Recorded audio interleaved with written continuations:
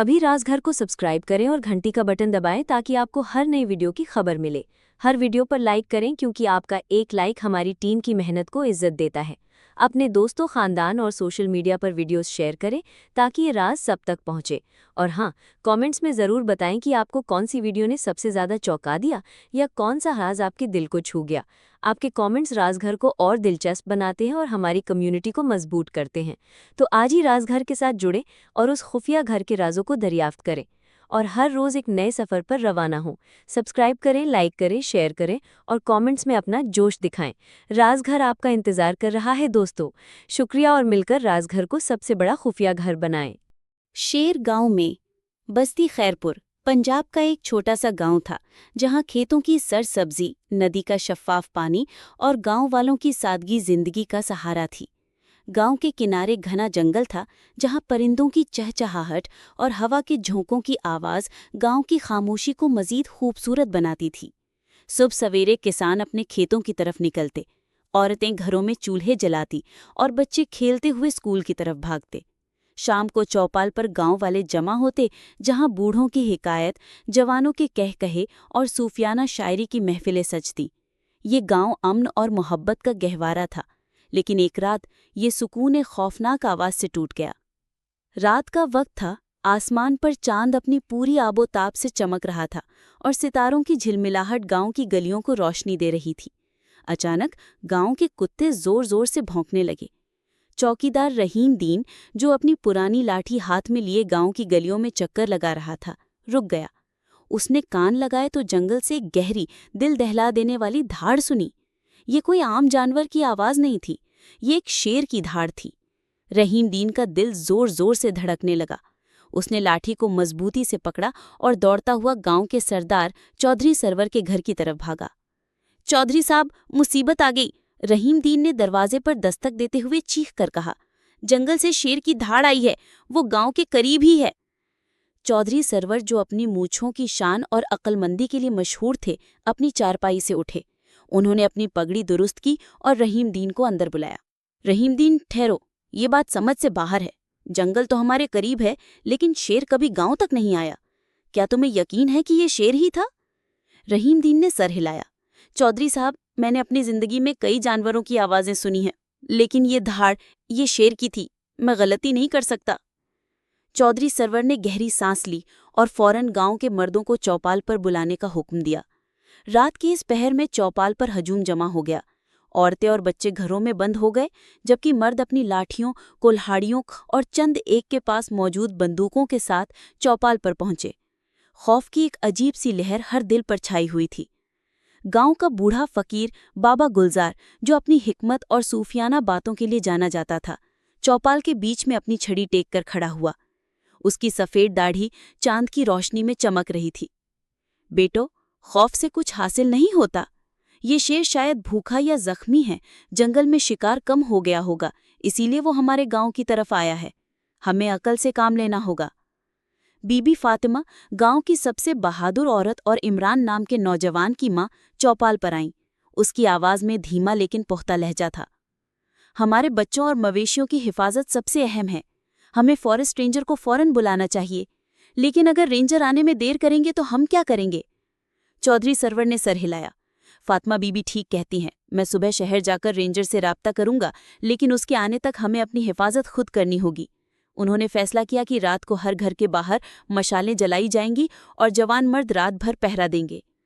अगली सुबह गांव के एक किसान यासिर ने चीख कर सबको बेदार किया। मेरा बैल गायब है, खेत में खून के धब्बे हैं। गांव वाले यासिर के खेत की तरफ भागे। वहां जमीन पर बड़े बड़े पंजों के निशानात और खून के धब्बे वाज़ेह थे। चौधरी सरवर ने निशानों को गौर से देखा और कहा, ये शेर के निशानात हैं, अब कोई शक नहीं। खौफ ने गांव को अपनी लपेट में ले लिया। औरतों ने बच्चों को घरों से बाहर निकलने से मना कर दिया। किसान अपने मवेशियों को घरों के करीब बांधे रखने लगे। चौधरी सरवर ने शहर के लिए रवानगी की तैयारी की, लेकिन रेंजर के ऑफिस से खबर आई कि वो 2 दिन से पहले नहीं आ सकते। गांव वालों का सब्र जवाब दे रहा था। उसी शाम चौपाल पर एक बार फिर हजूम जमा हुआ। बीबी फातिमा का बेटा इमरान, जो गांव का सबसे बहादुर और तेज तर्रार नौजवान था, खड़ा हुआ। उसकी आंखों में चमक थी और उसकी आवाज में अज़्म झलक रहा था। ہم رینجر کا انتظار نہیں کر سکتے۔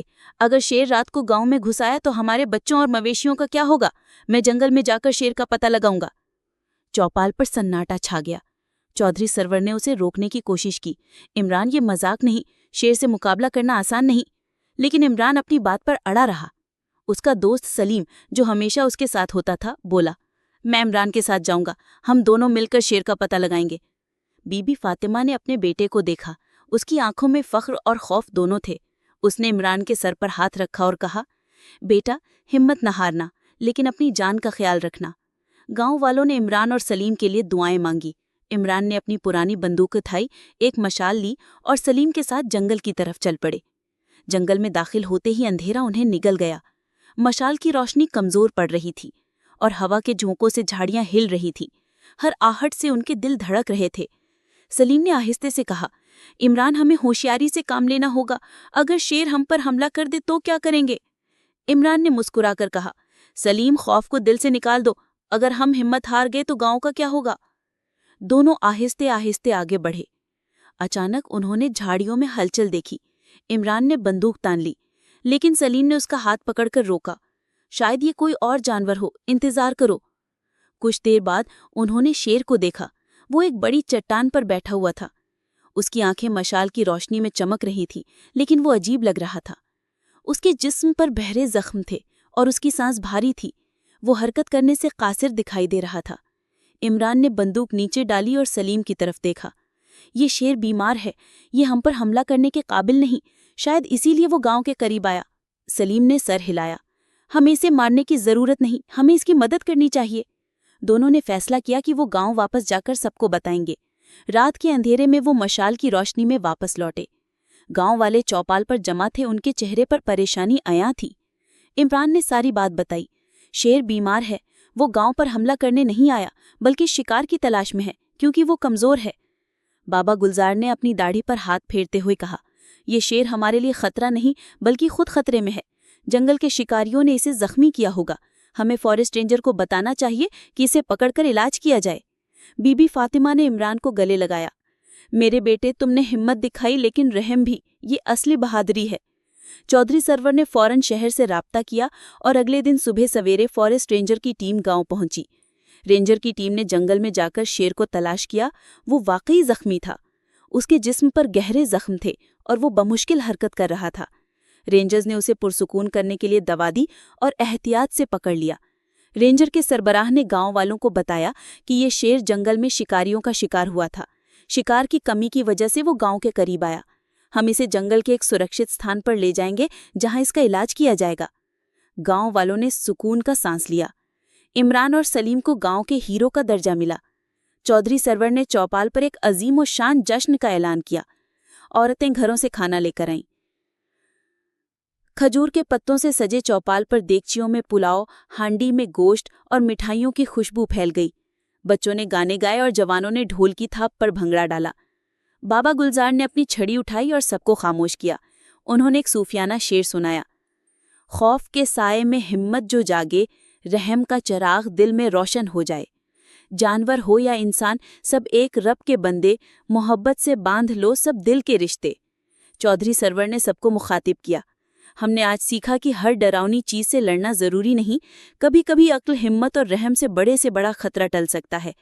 عمران اور سلیم نے ہمیں یہ سبق دیا کہ بہادری صرف لڑائی میں نہیں بلکہ رحم اور عقل میں بھی ہے۔ اس رات بستی خیرپور کی گلیوں میں خوشی کی آوازیں گونجتی رہیں۔ بچے ہنستے کھیلتے رہے، عورتیں گھروں سے باہر نکل آئیں اور مردوں نے ایک دوسرے کو گلے لگایا۔ شیر اب گاؤں کے لیے خطرہ نہیں تھا بلکہ ایک سبق بن گیا۔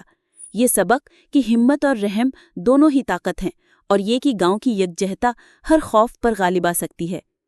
کچھ دنوں بعد رینجرز نے خبر دی کہ شیر صحت یاب ہو رہا ہے۔ گاؤں والوں نے فیصلہ کیا کہ وہ جنگل کے تحفظ کے لیے رینجرز کے ساتھ مل کر کام کریں گے تاکہ کوئی جانور دوبارہ ایسی حالت میں گاؤں نہ آ سکے۔